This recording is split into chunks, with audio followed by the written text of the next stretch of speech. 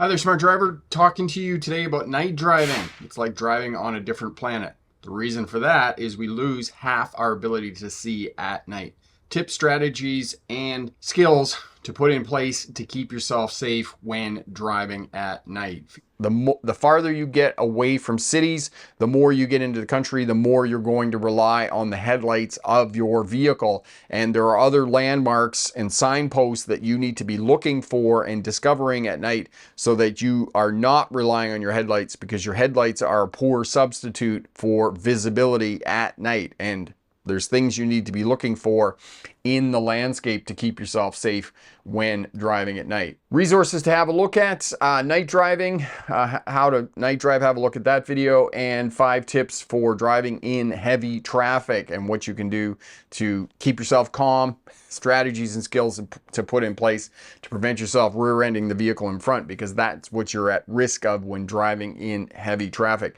And Corey's put up the biography there, the autobiography that you can find over at the Smart Drive Test website, and find out more information about me if you're interested in that. Driving at night is intimidating. As the Smart Driver said some years ago, driving at night is like driving on another planet. And it is, because we lose half our ability to drive at night. And one of the things that you need to do driving at night is you need to preserve your night vision. As there's less and less of light available, our eyes, the retina in our eyes opens up to allow more light in.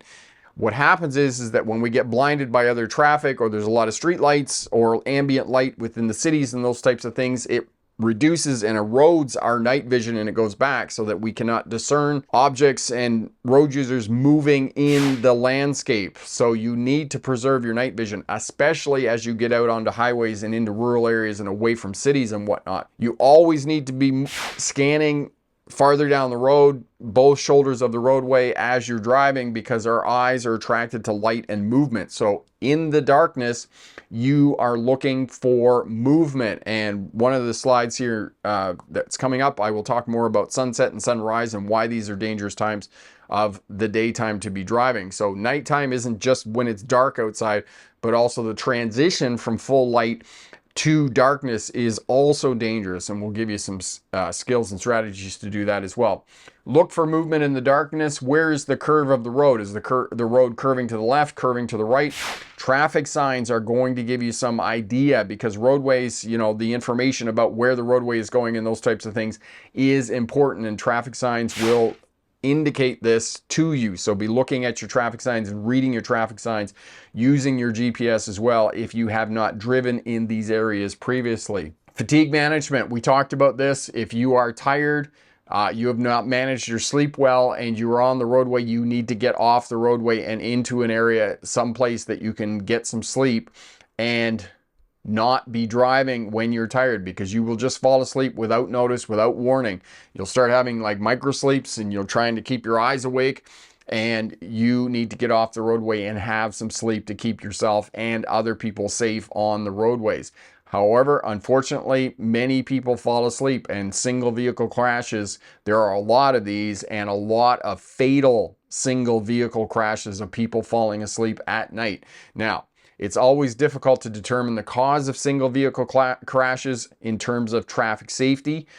And, you know, we do our best to be able to determine these, but it's really difficult to determine if somebody fell asleep, or somebody was jet lagged, or somebody was inebriated, or smoking marijuana.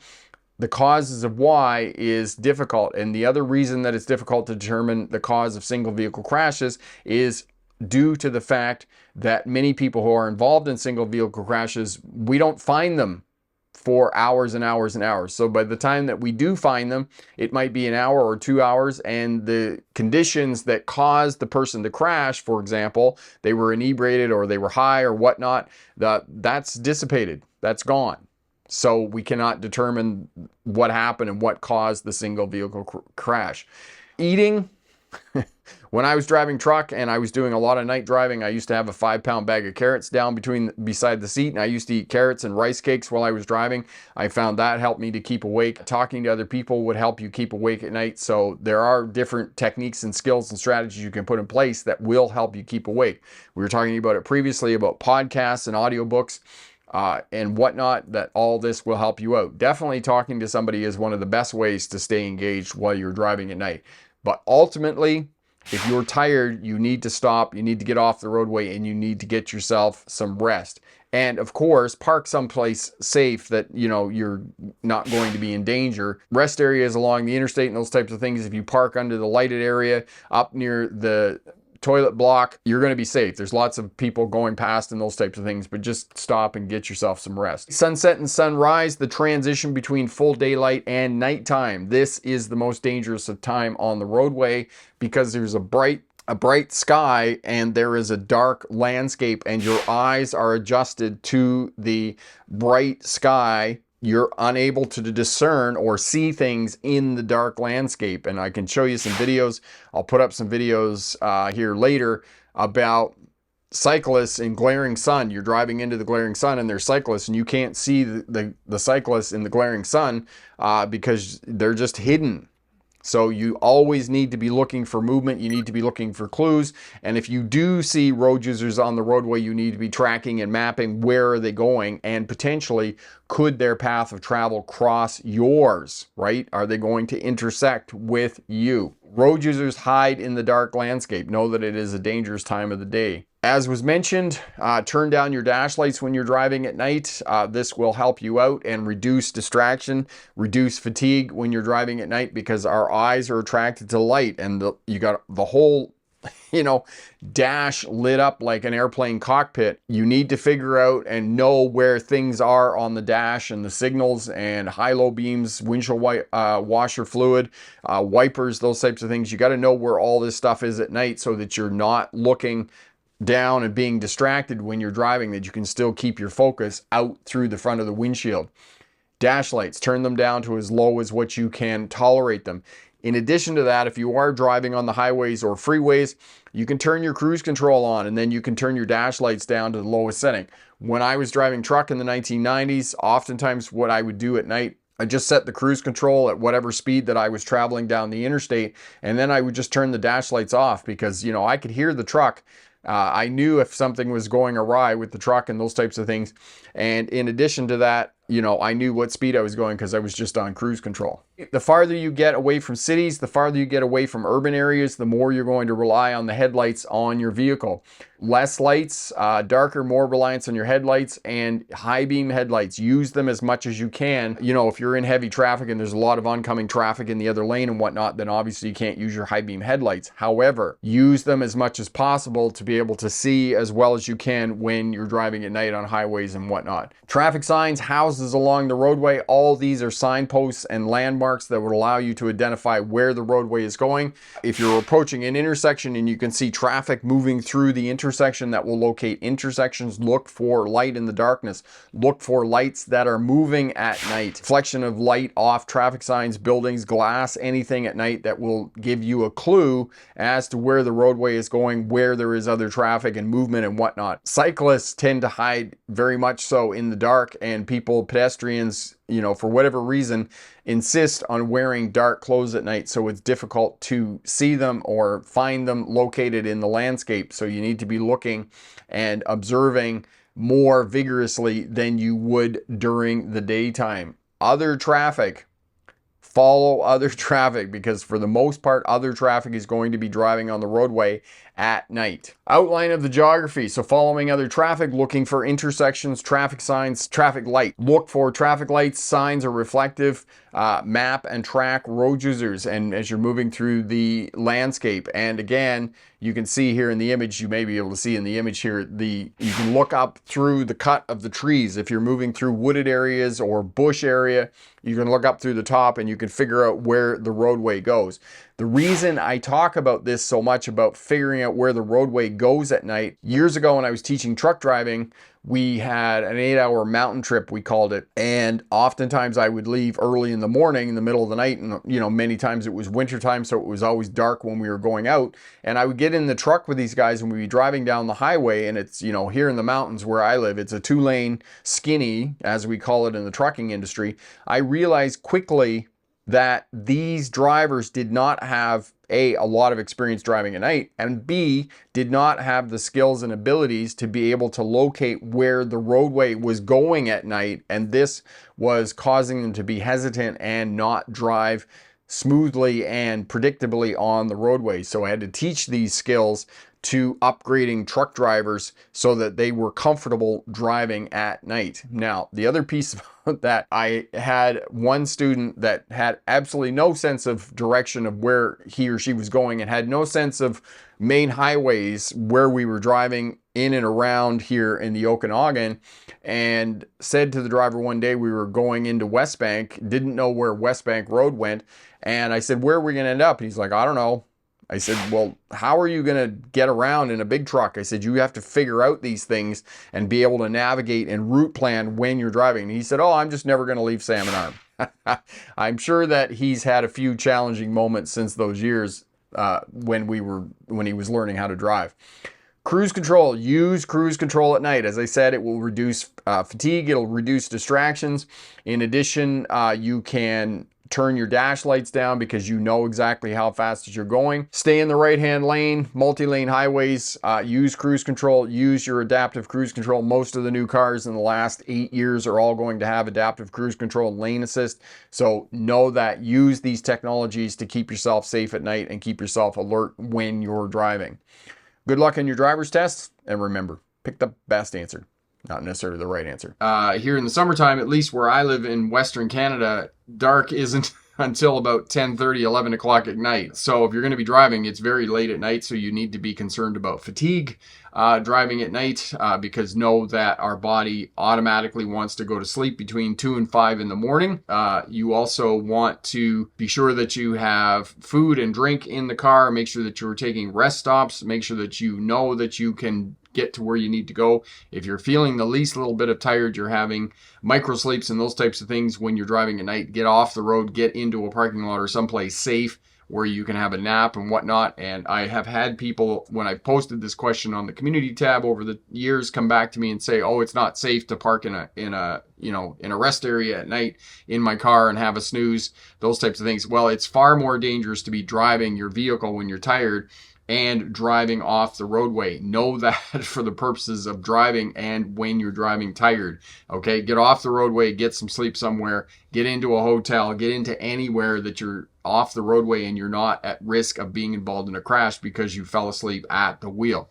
In addition to that, if you're wearing dark clothes and you have a blanket in your vehicle, as most of us do if we're doing a lot of night driving and those types of things, it's pretty tough to see somebody in a car at night in the dark. I mean, unless you have a flashlight.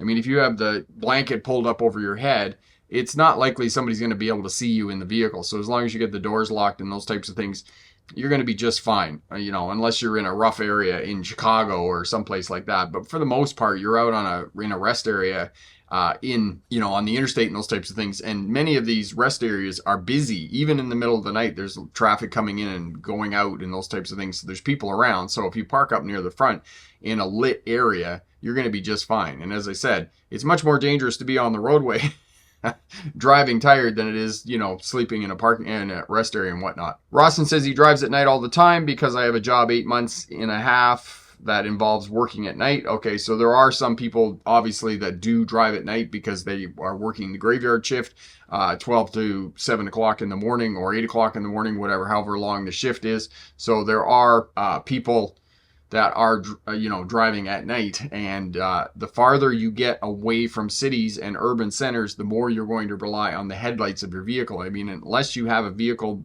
manufactured in the last 5 years, you're going to have older headlights. Now, I would suggest to you that if you are doing a lot of driving at night, that you would replace your existing headlights with upgraded LED headlights so that you can see farther down the road and those types of things. Obviously, the newer vehicles, they will burn the retinas out of most people on the roadway because they're just so bright on high beams. For me personally, when I'm tired and driving at night, I know that I'm tired when I'm forgetting to turn down my high beam headlights to low beam headlights when other traffic is approaching. That's one of the first indicators for me that I'm beginning to get tired and I need to take a break and run around the vehicle or those types of things. Yes, emergency kit. If you do break down at night, make sure that you know how to change your spare tire, those types of things. We've talked about this previously. If you're not any good at changing a tire or putting radiator fluid in your vehicle or diagnosing problems that you may or may not experience going along the roadway, then you definitely want to get yourself roadside assistance. The AAA, the American Automobile Association, the CAA, the Canadian Automobile Association, it's $100, $110 a year for a membership, and they will come out and they will give you a tow. They will bring fuel out if you run your vehicle out of fuel. They will give you a boost if your battery doesn't, if you run out of electricity in the battery, run out of a charge in your battery and whatnot. So well worth the money. If you don't know how to change a tire, they will change a tire, bring out spare tires, those types of things, and give you a tow if your vehicle does, in fact, break down. Good investment for those of you, or you're not mechanically inclined or you don't know how to do some of those things and whatnot. Friend Paul is here. Hello, my friend. Even for an Acura 1.7, you can get LEDs. Yes, you can get LEDs. You can fit them into the vehicle, so those can all be retrofitted. Years ago, I was driving truck. It wasn't years ago, it was 10 years ago now, when I was working at the truck driving school and I was driving one of the other guy's trucks, and he said to me at night, he says, how do you like the new headlights in my truck? And I said, what do you mean the new headlights? He's, I got them upgraded. Now you can see lots of distance down the roadway. And it was interesting because the highway that we were running, it was on Vancouver Island, and it was basically from the ferries down into Colwood. There was only one section of highway, in fact, that wasn't lit, that you had to rely on the headlights on your truck, on the vehicle. So I found that interesting that, he felt that he needed better headlights in the truck, but I didn't really think so, because there were so many overhead lamps at intersections along the highway and whatnot. And you'll find this if you're doing a lot of driving on interstates and whatnot. You'll find that the interchanges and the intersections, if you're driving on a multi-lane road that has intersections, that most of the time these intersections are going to be well lit with streetlights and whatnot to reduce traffic crashes at these junctions, because, as we've said, 40% of crashes happen at intersections. So they're trying to reduce the risk of being involved in a crash at these intersections. 85, one thing that helps my dad when driving at night is listen to NPR. Yes, listening to NPR, talking to somebody else in a hands-free situation, listening to audiobooks and podcasts and those types of things. All of this helps if you're driving long distances at night, for sure. If I have any road trip that's more than a half an hour, 30 minutes, I always have an audiobook.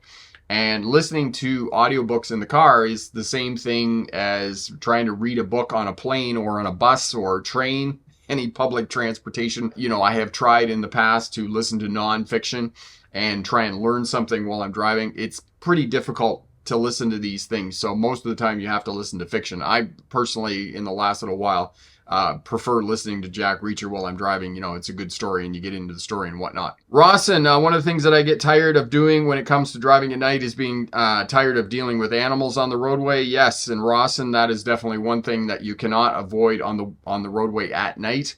One of the things that I do when I'm driving at night on multi-lane roadways is I will sit in the center of the two lanes to give myself more space on either side to deal with animals that could potentially be on the roadway. The other strategy is that follow behind another vehicle.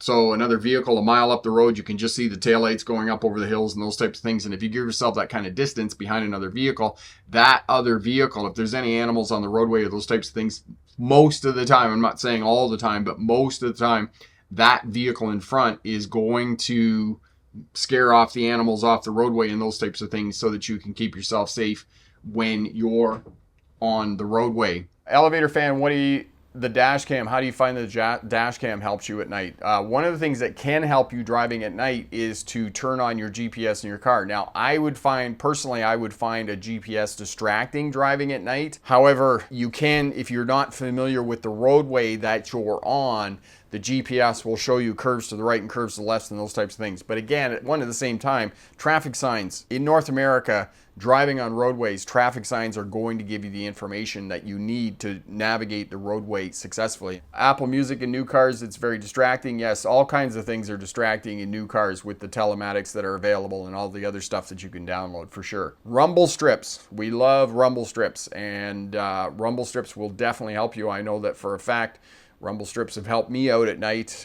You drift out of your main lane and the car starts to shake and vibrate because you're deviating out of your lane and whatnot. Going back to what Elevator Fan says, now that I'm talking about rumble strips, exactly what Elevator Fan was talking about earlier.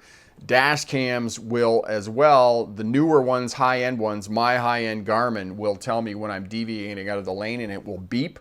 And again, that is another piece of technology that will help you so that you're not falling asleep. When we went to Australia in 2023 and the car that we rented, I had just a light touch on the steering wheel when we were on the highway on cruise control, adaptive cruise control, lane assist.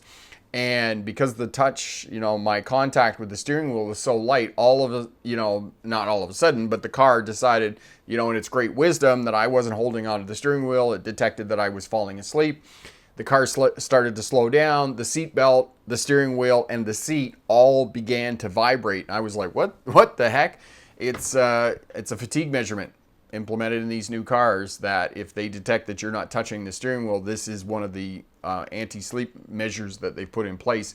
The technology will now help you to stay awake. Ross, and it's important to turn down your dash lights at night. Yes, absolutely. If you can turn the dash lights down to as much as you can tolerate, that too will preserve your night vision and help you to be able to look down the roadway farther instead of being pulled down into the dash and instrument panel and whatnot. Same thing, unfortunately the buggy, I've retrofitted it with a new stereo and it's got these blue lights on it on the dash. And I really don't like them at night because I can't turn them down, I can't turn them off.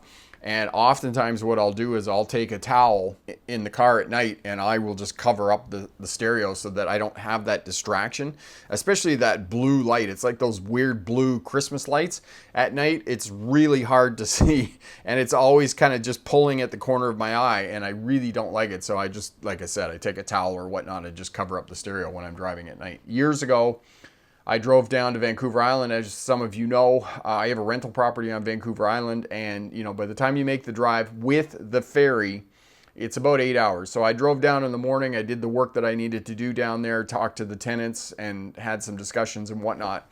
And then I drove back at night. I brought the ferry back. I brought the last ferry back at 9 o'clock, which means 10:30, quarter to 11, you're leaving Tawasin, and I got out in the eastern suburbs of Vancouver, out in Chilliwack and whatnot, and I just hit a wall, and I was like, I couldn't go any farther. It was like 1:30, 2 o'clock in the morning, and I just went into a hotel and got a room, and it was the usual price of a hotel in a big city. It was expensive, but I was like, it's better that I spend a couple $100 to get a hotel and get some sleep and get up in the morning and then continue on with my life, as opposed to being tired and being in danger and endangering myself and other people on the roadway when I was trying to get home. Tung passed my road test today. Thank you so much for all your videos. You are most welcome, my friend. So glad that we could help out. Congratulations on passing your driver's test. Awesome. That is really awesome news. Thank you for stopping back and letting us know. What did you do to celebrate, my friend? Celebrate your victory on getting your license. 85, one thing that is helpful to keep you awake is Red Bull or coffee. That works for me. Some people use vape cigarettes, but yes, it is safer to pull off somewhere safe and take a nap. Yes. 85, all those techniques of drinking Red Bull, drinking coffee, rolling down the window, turning up the radio, yelling and screaming and singing and all those goofy things, slapping yourself in the face, getting out, running around the vehicle, those will only help you for so long. I've found that the most you can get out of that is probably about an hour, and then you got to get off the road and you got to get some sleep. I have a great deal of experience with driving fatigue because I drove truck in the 1990s and I drove a lot of nights, and I knew that when I was driving at night that if I started chewing my fingernails, I had to be off the road in 10 minutes. And it was pretty easy when I was driving truck because obviously there's a bunk in the back, and as well, you just pull off the road into a rest area and get some sleep. You could get 20 minutes, half an hour, an hour of sleep, and then get back and carry on with your life. So that was one thing that I did. But all this stuff with eating carrots, drinking coffee, drinking Red Bull. We didn't have Red Bull when I was driving truck. I'm kind of glad that I did, because I've never actually ever had one, and I don't plan to ever have one because I'm kind of addicted to coffee. It's my one vice in the world. But again, you need to know the signs, and you need to know your own body so that you know when to get off the road and be safe and keep other people safe on the roadways when you're driving at night. Keep yourself safe, turn down your dash lights, follow another vehicle, look for road signs and other landmarks along the roadway to keep yourself safe. Know that if you were tired, drinking coffee, drinking Red Bull, singing, rolling the window down, all those tips and techniques are only going to work for a very short period of time. If you're tired, get off the roadway, get some sleep, and cover yourself up with a blanket so other people can't see you. Stop and park someplace safe. If you're in a rest area along the interstate or highway, park up near the toilet blocks underneath the lights so that there's other people around coming in and those types of things, and you're going to be safe for the most part. All right, it's much safer parking and getting a bit of kip than it is out on the roadways and trying to keep your eyes awake and whatnot. So stay safe, and remember, pick the best answer, not necessarily the right answer. Have a great night. Bye now.